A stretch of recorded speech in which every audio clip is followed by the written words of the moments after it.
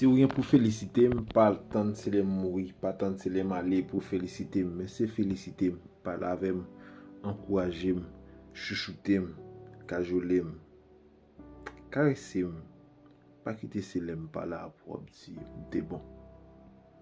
Trop moun te bon, pendant que nous pas déjà montré li te bon.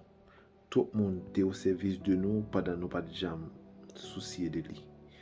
Soucier de moun ou ek sou, chouchoute moun ou ek pou, caresser moun ou ek sou, juste le pas là.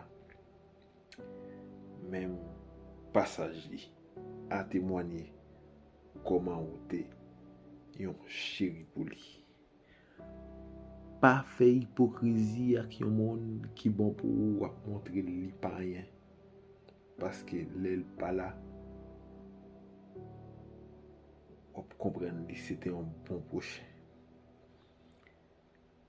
Pas tant c'est les moun nan mouri pour abaler un bon enterrement. Pendant ce temps, on te quitté là souffrir même pour un petit morceau de pain. Hypocrisie arrive trop loin.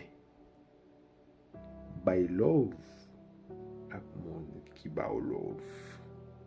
Et pourquoi pas? By love ak tout le monde parce que tout le monde besoin love.